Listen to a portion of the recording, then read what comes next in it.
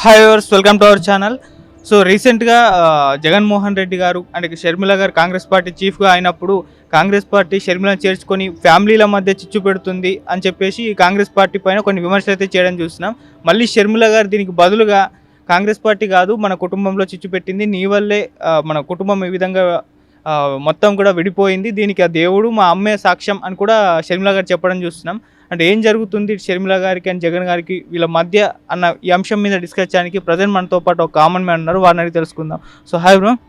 So మొన్న షర్మిల గారు press meet చూసే ఉంటారు. సో అంటే కాంగ్రెస్ ప్రభుత్వం కాదు, నువ్వే చీల్చావు కుటుంబాన్ని, అలాగే బాబాయ్ ఏ విధంగా చనిపోయారో కూడా మనకు తెలుసు అన్న విధంగా ఆవిలో మాట్లాడింది. ఏం జరుగుతుంది అసలు షర్మిల గారికి జగన్ గారికి? అది వాళ్ళ యొక్క కుటుంబ వ్యక్తిగతం అండి. ఇక్కడ షర్మిల గారు జగన్ గారు ఒకప్పుడు కలిసిమెలిసే ఉన్నారు. జగన్మోహన్ రెడ్డి అవినీతి చేసి జైలుకి వెళ్ళినప్పుడు షర్మిల గారు పాదయాత్ర చేశారు. ఆ తర్వాత షర్మిల గారు జగన్ కోసం అనేక యాత్రలు చేసి జగన్మోహన్ రెడ్డిని ముఖ్యమంత్రి చేయడంలో కీలక పాత్ర పోషించారనేది వాస్తవం. అది ఎవరైనా ఒప్పుకొని తీరాల్సిందే. ఆ జగన్కి షర్మిలకి ఎక్కడ క్లాష్ వచ్చిందనేది ఆమె ఏమనిందంటే, మొన్న ఎవరో ఒక ఆయన కొండలరెడ్డి అని ఆయన మాట్లాడితే, నేను ఒక్కసారి వెళ్ళాను, సమ్ ప్రైవేట్ ఇష్యూ, అప్పుడు తప్పితే నేను ఎప్పుడు వెళ్ళలేదు అని. ఐ థింక్ ఆస్తి విషయాలని చాలామంది తెలుసు. ఎందుకంటే ఇక్కడ షర్మిల గారిని మనం పొగిడేదానికి లేదు, ఇటు జగన్ని పొగిడేదానికి లేదు. ఇద్దరు రాజశేఖర్ రెడ్డి బిడ్డలే. ఇక్కడ వాళ్ళిద్దరి మధ్య ఏ విధంగా చిచ్చులు వచ్చాయో వాళ్ళు కొట్టుకుంటున్నారు. ఇంతకుముందు ఇతను గతంలో కూడా ఇదే జగన్మోహన్ రెడ్డి ఏమన్నాడు, చంద్రబాబు నాయుడు గారి పైన అన్నాడు. మీకు తెలుసో తెలీదో, కుటుంబాలు అప్పుడు చంద్రబాబు నాయుడు గారు కౌంటర్ ఇచ్చారు. ఏమని, మీ ఇంట్లో మీరు చిచ్చులు పెట్టుకొని, మీ ఇంట్లో మీరు తగాదాలు చేసుకొని, మీ బాబాయ్ నువ్వు చంపించుకొని నా పైన వేసినావు, ఇప్పుడు నీ చెల్లితో నువ్వు తగాదాలు పెట్టుకో, ఇప్పుడు మేము జగన్ వింటాం, ఎవరు వింటా ఉంటారు, మీ ఇంట్లో అన్నీ మాకెందుకు పెడతారు అని చెప్పి అడగడం జరిగింది గట్టిగా. ఎవరు? చంద్రబాబు నాయుడు గారు. అంటే దీన్ని బట్టి మీరు ఆలోచించండి. ఒకటి, జగన్మోహన్ రెడ్డి అనే వ్యక్తి క్రెడిబిలిటీ లేని వ్యక్తి, వాళ్ళ సొంత చెల్లె ఆయన నమ్మటం లేదు. అంటే దాన్ని బట్టి ఆలోచించుకోండి. ఇక్కడ దీన్ని బట్టి నేను ఒక్కటి చెప్పదలుచుకున్నాను రాష్ట్ర ప్రజానికానికి మొత్తానికి. రాజశేఖర్ రెడ్డి కుటుంబం ఏదో పుట్టుకతోనే కోటీశ్వరులు అయిపోయారని చెప్పి కొంతమంది కుహనా మేధావులు చెప్తుంటారు. పుట్టితోనే కోటీశ్వరుడు అయితే అతను పెత్తందారుడు అవుతాడు, అవునా కదా? అదే ఇప్పుడు జగన్మోహన్ రెడ్డి ఏమనుకుంటాడు, తనకు తానుగా పేదవాడిని వర్ణించుకుంటాడు కదా. పేదవాడైతే ఇన్ని కోట్ల ఆస్తి ఎక్కడి నుంచి వచ్చింది? అవి ఎక్కడి నుంచి వచ్చాయి? బ్రాహ్మణి స్టీల్స్ కావచ్చు, జీవి కావచ్చు, అనేక ఆస్తులు ఎక్కడి నుంచి వచ్చాయి జగన్మోహన్ రెడ్డికి? సమాధానం చెప్పమానండి. అంత దోచుకున్నారు. ఆ దోచుకుని దాంట్లో పంచుకోవడంలో గొడవలు వచ్చి ఇద్దరు రెండు పక్కలకెళ్ళి వాళ్ళు కొట్టుకుంటున్నారు. రాష్ట్ర ప్రజల్ని ఏం చేస్తున్నారో మీ ఊహకే వదిలేస్తా ఉన్నాం. అంటే ఇది వాళ్ళ కుటుంబంలో వ్యక్తిగతాన్ని తీసుకొని వచ్చి రాష్ట్ర ప్రయోజనాలపై ప్రజల మధ్య ఏందో వాళ్ళు తిట్టుకుంటూ, ఇదేంటి? ప్రజలకేంటి కావాల్సింది? మీ కుటుంబంలో మీ ఆస్తి తగాదాలు ఉంటే మీరు ఇంట్లో కూర్చొని తేల్చుకోండి. బయటకు వచ్చి నువ్వు ఒక పార్టీలో, మీ అన్న ఒక పార్టీలో, వీళ్ళు చేరి మీరు కొట్టుకుంటూ మళ్ళీ ఇంకొకసారి తెలుగుదేశం పార్టీ పైన పడతారు. అసలు ఏంటి మీ విధానం ఏంటి? మళ్ళీ వాళ్ళ పార్టీ ఎమ్మెల్యేలే ఒకప్పుడు షర్మిల గారిని ఆహా ఓహో అని బొగిన వాళ్ళే ఈరోజు ఏమంటా ఉన్నారు, ఆయన ఎవరో పేరు నాని అంట, ఆడపిల్ల కదా, ఆడే ఉండాలి కదా, ఈడకి ఎందుకు వస్తావు అన్నట్టు ఈమె అంటుంది. వీళ్ళేంటో ఆ గొడవలు అవి. రాష్ట్ర ప్రజలు చాలా కష్టాల్లో ఉన్నారు ఈరోజు ఆంధ్రప్రదేశ్ రాష్ట్రంలో. వీళ్ళు జగన్మోహన్ రెడ్డి గారికి అవకాశం ఇచ్చి రాష్ట్రాన్ని సర్వనాశనం చేసేశాడు. రాజశేఖర్ రెడ్డి బిడ్డే కదా, ఆ రోజు షర్మిల గారే కదా అవకాశం ఇవ్వమనేది, ఇచ్చారు కదా. ఇచ్చిన తర్వాత రాష్ట్రాన్ని సర్వనాశనం చేసేశాడు జగన్మోహన్ రెడ్డి. మళ్ళీ ఇప్పుడు ఏమొచ్చి అంటా ఉంది. అందుకే రాష్ట్ర ప్రజలందరూ ఏమనుకుంటున్నారంటే, ఈసారి వీళ్ళ కుటుంబ తగాదాలు ఇవేంట్రా మా పైన ఎత్తేది, మాకేం కావాలి? ఒక రాజధాని కావాలి, మంచి ఉపాధి ఉద్యోగ అవకాశాలు కావాలి, మేము ఆనందంగా ఉండడానికి మాకు కావాలి బేసిక్ నీడ్స్ ఫెసిలిటీస్ అనేది ప్రభుత్వం కల్పించాలి. అవి కల్పించకుండా వీళ్ళ తగాదాలు ఏంటని రాష్ట్రంలో ఉండే ప్రజలందరూ అనుకుంటూ ఉన్నారు. ఇక్కడ దీన్ని బట్టి ఇద్దరిది తప్పిదం ఉండొచ్చు, లేదా జగన్ గారిని అందరూ సైకో అంటారు, ఆ మనస్తత్వంతో ఏమన్నా చేస్తుండొచ్చేమో. అందుకని ఆమె ఇంకా కడుపు మండి, ఎందుకంటే బయటకు వచ్చి ఈ విధంగా అంటూ ఉందండి. ఇంకొకటి నేను చెప్పదలుచుకున్నది ఏంటంటే, జగన్మోహన్ రెడ్డి గారికి ఆడవాళ్ళ ఉసురు అనేది ఖచ్చితంగా తగులుతుందండి. ఎందుకంటే ఏ ఇంట్లో అయినా కానీ ఆడబిడ్డ కన్నీళ్ళు గారిస్తే ఆ ఇంటికి అరిష్టం అంటారు.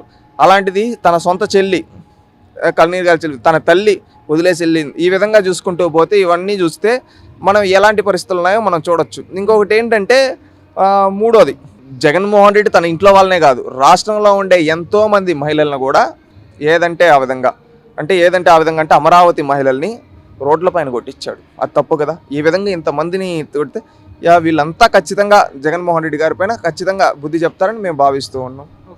ఒకప్పుడు జగన్మోహన్ రెడ్డి గారు నా వెంట్రుకు కూడా పీకలేరు అని అన్నారు. రీసెంట్గా మొన్న ఒక సభలో మీరు దించేసేయాలనుకుంటే ఆనందంగా దిగిపోతా, సో అక్కడి నుంచి ఇక్కడి వరకు రావడం చూస్తున్నాం అంటే ఎందుకు? ఓటమి తాలూకు భయం. కేసీఆర్ గారు కూడా అన్నారు కదా, ఏమని అన్నారు, నాకు ఓడిపోతే పోయేదేం లేదు, ఇంట్లో పనుకుంటా అన్నాడు. ఇప్పుడు పనుకో అన్నారు ఇంట్లోనే. అదేవిధంగా ఇప్పుడు ఇతను కూడా ముందుగా చెప్తా ఉన్నాడు ఇండికేషన్. ఎందుకంటే ప్రజలు ఖచ్చితంగా జగన్ని దింపేస్తారు. నా అంటే దింపేస్తారని తెలిసినప్పుడు వాళ్ళు దింపే వరకు ఎందుకు నేనే దిగిపోతే బోలా అన్నట్టు ఉంటుంది కదా, అట్టుంది పరిస్థితి అంతే. సో జగన్మోహన్ రెడ్డి గారు చెప్పడం చూస్తున్నాం, యుద్ధం మొదలైంది పేదలకు పెత్తందారులకు అని చెప్పేసి. అంటే ఎవరు పేదలు ఎవరు పెత్తందారులు? ఒకటి, జగన్మోహన్ రెడ్డి మాటికొస్తే పేదలు పెత్తందారులు అనే వర్డ్ని 1కి 10 సార్లు యూజ్ చేస్తాడు ప్రతి మీటింగ్లో. జగన్మోహన్ రెడ్డి గారిని సూటిగా ఆంధ్రప్రదేశ్ రాష్ట్ర యువతగా మేము అడుగుతూ ఉన్నాం, ఎవరు పేదలు ఎవరు పెత్తందారులు? మళ్ళీ ఏమన్నంటే కౌరవ సైన్యం అంటాడు. నీ పక్క 151 మంది ఉన్నారు, కౌరవులు ఎంతమంది అండి? 100 మంది. అంటే ఇప్పుడు జగన్మోహన్ రెడ్డి గారి ఒక పైపు 150 మంది ఉన్నారు. అలాంటప్పుడు 150 మంది కౌరవులు జగన్మోహన్ రెడ్డి వైపు ఉన్నారు.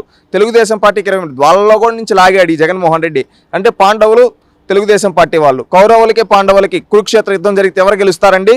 పాండవులు గెలుస్తారు. అది ఆనాటి చరిత్ర. ఈనాడు ఈ కురుక్షేత్రంలో కూడా పాండవులైన తెలుగుదేశం పార్టీ వాళ్ళు రేపు గెలవబోతూ ఉన్నారు. కౌరవులైన ఈ జగన్మోహన్ రెడ్డి సైన్యం ఓడిపోబోతూ ఉంది. ఇంకొకటి, పేదలకి పెత్తందారులకి అంటున్నాడు కదా, ఎవరు పేదవాడు? సాక్షి పేపరు, సాక్షి ఛానల్, మళ్ళీ పెయిడ్ ఛానళ్ళు, paid social media, TV9, NTV, ఇంకా ఒక 1,00,000 గ్రేట్ న్యూస్, ఐ డ్రీమ్, ఇంకా సుమన్ టీవీ, ఈ విధంగా చెప్పుకుంటూ పోతే లిస్ట్ చాంతాడంత వస్తుంది. ఇన్ని ఛానళ్ళు ఉన్నాయి. మళ్ళీ స్టీల్ ఫ్యాక్టరీలు, సిమెంట్ ఫ్యాక్టరీలు, ఇన్ని ఫ్యాక్టరీలు, ఊరికి ఒక ప్యాలెస్, బెంగళూరులో ఒకటి, కడపలో ఒకటి, పులివెందల్లో ఒకటి, విశాఖపట్నంలో ఒకటి, తాడేపల్లి ప్యాలెస్లో, హైదరాబాద్లో ఒకటి, ఇన్ని ప్యాలెస్లు ఉన్నాయి. ఇన్నుండే వ్యక్తి పేదవాడు అవుతాడా పెత్తందారుడు అవుతాడా? పెత్తందారుడే కదా. అలాంటప్పుడు పెత్తందారుడు జగన్మోహన్ రెడ్డి. పేదవాళ్ళు ఎవరో తెలుసా? ఆంధ్రప్రదేశ్ రాష్ట్రంలో ఉండే ప్రజలు పేదవాళ్ళు. అందుకని ఈ పేదవాళ్ళంతా కలిసి పెత్తందారుడైన జగన్మోహన్ రెడ్డిని ఓడించబోతున్నారు. ఈరోజు కోపం రావచ్చన్నా, చాలా మందికి రోషం పుట్టుకొస్తుంది. నీకేం తెలుసు, జగన్మోహన్ రెడ్డి కుటుంబం పుట్టగానే రిచ్ అంట. ఎక్కడ రిచ్ అయ్యా? 2004లో రాజశేఖర్ రెడ్డి నేను నా ఇల్లు అమ్ముకుంటున్నా, నేను అప్పులు పాలైపోయాను అని చెప్పి చంద్రబాబు నాయుడు గారికి లేఖ రాశాడు. అలాంటి రాజశేఖర్ రెడ్డికి 2009 కంతా సాక్షి పేపర్ ఎక్కడి నుంచి వచ్చింది? ఎవడు సొమ్ము పెడితే వచ్చింది? రాజకీయాన్ని వ్యాపారం చేసి కోట్లు దోచుకున్న కుటుంబం జగన్మోహన్ రెడ్డి కుటుంబం. ఇది ఎవ్వరు కాదనలేని నిజం. ఈరోజు సోషల్ మీడియాలో పెట్టుకొని పెయిడ్ కామెంట్లు పెట్టి కొంతమంది కులం మత్తులో, ఈ విధంగా మతం మత్తులో మాట్లాడుతుంటారు. వాళ్ళంతా తెలుసుకోవాల్సింది, ఈరోజు జగన్మోహన్ రెడ్డి దోచుకున్న దాంట్లో నుంచి ₹1 కూడా పేదవాడికి పెట్టలా. తాను పెత్తందారులకు పెట్టుకున్నాడు. ఎవరికి తెలుసా? తన చుట్టూ కొంతమంది సామంత రాజులను పెట్టుకొని, విజయసాయి రెడ్డి, సజ్జల రామకృష్ణారెడ్డి, చెవిరెడ్డి భాస్కర్ రెడ్డి, పెదిరెడ్డి రామచంద్రారెడ్డి, ఈ విధంగా కొంతమంది రెడ్లను తన సొంత సామాజిక వర్గానికి సంబంధించిన కొంతమంది మాత్రమే వాళ్ళని పెట్టుకొని, వాళ్ళకు దోచుకునింది వాళ్ళు పంచుకొని, వాళ్ళని రాష్ట్రం మొత్తం కోఆర్డినేటర్లుగా పెట్టుకొని ఈ విధంగా రాష్ట్ర ప్రజలపైన పెత్తనం జలాయిస్తున్నాడు ఈ పెత్తందారుడు జగన్మోహన్ రెడ్డి. అందుకని రాష్ట్రంలో ప్రజలంతా ఈ పెత్తందారుణ్ణి మనం భూస్థాపితం చేయాలరా అని చెప్పి పేదలంతా ఏకమై రేపు రానున్న కురుక్షేత్రంలో ఈ కౌరవ సైన్యం లాంటి వైసీపీ నాయకుల్ని పేదలందరూ కలిసి ఈ పెత్తందారుడైన జగన్మోహన్ రెడ్డిని భూస్థాపితం చేస్తారు. అలాగే ఆయన ఒక సాంగ్ కూడా రిలీజ్ చేస్తారు కదా, ఎలా ఉంది ఆ సాంగ్? సాంగులు అంటే జగన్మోహన్ రెడ్డి అన్న ఏంటంటే తెలుసా, అన్ని రివర్స్లో పెడతాడు. ఆయన సాంగులు ఏదో ఎజెండా ఇదే మా ఎజెండా అని, మళ్ళీ ఇంకేదో సిద్ధం అని. డాడీకి సిద్ధం, జైలుకి పోవడానికి సిద్ధమా? బాబాయిని చంపడానికి సిద్ధమా? 2019 ఎన్నికల్లో నువ్వు చేసిన ఫేక్ ప్రాపగండా ఇంత అంత అయ్యా? మీ బాబాయిని ఎవరు చంపారో చెప్పు నువ్వు. 2019లో నారాసుర రక్త చరిత్ర అని సాక్షి పేపర్ నిండా హెడ్లైన్ రాసావు కదా, దానికి ఈ రోజుటి వరకు 5 ఏళ్లలో నీ ఇంట్లో నీ సొంత చిన్నాన్నని ఎవరు చంపారో ఈ రోజుటి వరకు కనిపెట్టలేకపోయావు. నువ్వు రాష్ట్ర ప్రజలకు న్యాయం చేస్తావా అని అడుగుతున్నారు. ఇంకొకటి, నీ పైన ఆ రోజు కోడికత్తి దాడి జరిగిందన్నావు కదా, దానికోసం ఈ రోజుటి వరకు కోర్టుకెళ్ళి కనీసం సాక్ష్యం చెప్పలేకపోతున్నావు. నువ్వు రాష్ట్ర ప్రజలకు న్యాయం చేస్తావా అంటూ ఉన్నారు. ఒకప్పుడు చంద్రబాబు నాయుడు పింక్ డైమండ్ ఎత్తుకునేశాడు అన్నావు. ఈ రోజు ఆ పింక్ డైమండ్ కనీసం ఎక్కడుందో కనిపెట్టలేకపోయావు. ఇదేనా నీ చిత్తశుద్ధి జగన్ అని రాష్ట్ర ప్రజలను ఇన్ని ఆ రోజు చెప్పి ఈ రోజుటి వరకు దాంట్లో కనీసం ఒక్క పాయింట్ కూడా నువ్వు నిరూపించలేకపోయావే. ఇప్పుడు నువ్వు ఇంకేం చేస్తావు జగన్ అని రాష్ట్ర ప్రజలు నీకు బాయ్ చెప్తున్నారు. ఇటు షర్మిల గారు ఒక కామెంట్ చేశారు, తెలుగుదేశం పవన్ కళ్యాణ్ గారు అండ్ జగన్ గారు వీళ్ళంతా కూడా బీజేపీ కింద వర్క్ చేస్తున్నారు. బీజేపీ అంటే బాబు, జే అంటే జగన్, పి అంటే పవన్ అని అన్నారు. దీనిపై మీ opinion? ఆమె కాంగ్రెస్ పార్టీ నాయకురాలు, ఆమె ఏమైనా మాట్లాడుతుంది. ఆమె తన అపోజిషన్ పార్టీ నేషనల్ లెవెల్లో బీజేపీ కాబట్టి ఇక్కడుండే అపోజిషన్ దాంతో పోలుస్తూ మాట్లాడింది. అది ఆమె యొక్క వ్యక్తిగతం. తెలుగుదేశం పార్టీ ఏది చేసినా కానీ స్ట్రైట్గా చేస్తుంది, స్ట్రైట్ ఫార్వర్డ్గా చేస్తుంది. తెర వెనకాల పొత్తులు పెట్టుకోవాలా, ఏదైనా స్ట్రైట్, పోరాటమైనా పొత్తైనా ప్రత్యక్షంగా చేస్తాం, పరోక్షంగా కాదు. జగన్మోహన్ రెడ్డి కుటుంబానికి చరిత్ర గురించి తీస్తే పరోక్షంగా ఎవరెవరు కాళ్ళు పట్టుకున్నారు, ఎవరెవరు చరిత్ర అంతా తీస్తే లిస్టు చాంతాడంత వస్తుంది.